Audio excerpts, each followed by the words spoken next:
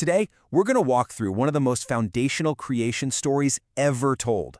We're diving right into Genesis, chapter 1, to explore how this ancient text lays out the very beginning of everything, step by step, day by day. So the story kicks off with just a huge, sweeping statement. This one sentence sets the entire stage. It establishes an absolute beginning, where the entire cosmos, the heavens and the earth, is brought into being right from the get-go. But what did that look like? Well, before anything else happens, the Earth is described as this total blank canvas. It's formless, it's empty, and it's completely wrapped in darkness over this vast, deep water. This is our starting point, a kind of raw, chaotic state that's about to be given order. All right, so here's where the clock starts ticking. The whole story is laid out in this really clear rhythmic pattern over 6 days. So let's see, what was the very first thing to be created? The very first command. And it's pretty powerful, right? With just these 4 words, creation kicks off. What's really interesting here is that it's not a physical act like building something. It's a spoken declaration that just brings light into existence, cutting right through that initial darkness. And as soon as there's light, it gets organized. And this is where we see a pattern starting to form, one that's going to repeat.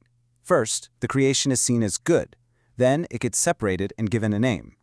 This first great division establishes the fundamental cycle of day and night.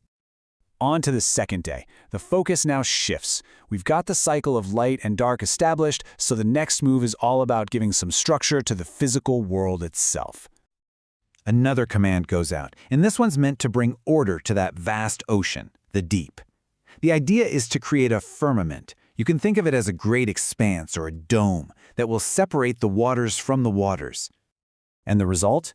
This massive expanse forms, pushing the waters apart. The waters down below will eventually become our seas, and the waters above are held back by this firmament. And what is this firmament called? Heaven. So in essence, this is the creation of the sky. Now the third day is a big one. It's actually a two-parter. This is where the world starts to look a lot more familiar, a place where life could actually begin to thrive. So first, the waters under the sky get dealt with.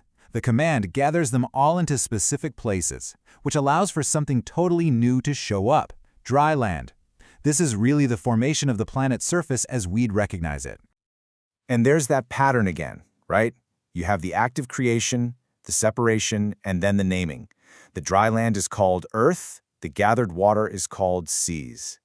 And the narrative hits pause for a moment to say, yep, this is good. But day 3 isn't done yet. In the second act, that brand new Earth is told to get busy.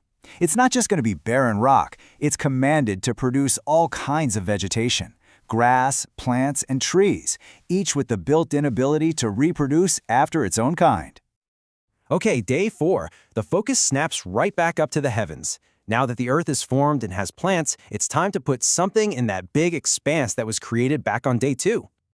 The job given to these new lights is absolutely crucial. They're not just there to look pretty. They are created to be cosmic timekeepers.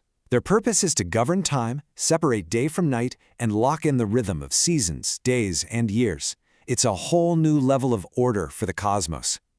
The text gets specific, talking about 2 great lights. There's a greater light to rule the day and a lesser one to rule the night. And then, almost as a footnote, it just adds, "He made the stars also." A pretty simple sentence for such an unbelievably massive creation. Okay, time for a big pivot. For the first 4 days, it was all about creating and organizing the stage. On day 5, that stage gets its first actors: living, moving creatures. The command here is all about abundance. The waters are supposed to abound or teem with life, and the sky is meant to be filled with birds. This is just a burst of living creation, filling up all those spaces that were so carefully prepared. So the seas get filled with everything, from huge sea creatures to the tiniest swimming things, and the air gets every kind of bird. And this is a huge deal. These creatures get the very first blessing in the entire story.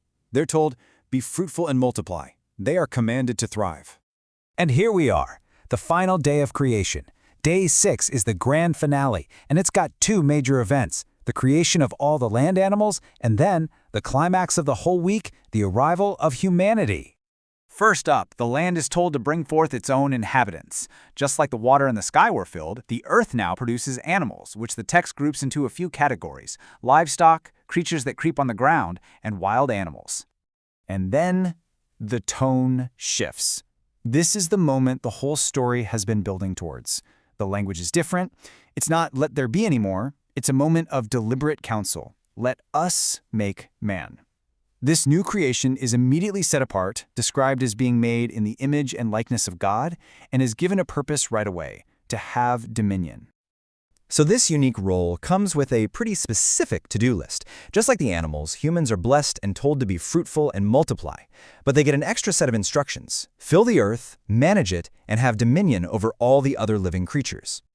At the very end of the 6th day, we get the final assessment. After the other days, the creation was called good. But now, looking at the whole finished product, everything that was made, including humanity, the verdict gets an upgrade. It's not just good anymore. Now it's very good. And that's where we'll end for today. The story presents a world that isn't just up and running, it's complete, it's ordered, it's whole. Which leaves us with a pretty big question to think about. Why was it so important for the story to end on very good instead of just good? What does that final stamp of approval really tell us about this vision of the world at its absolute beginning?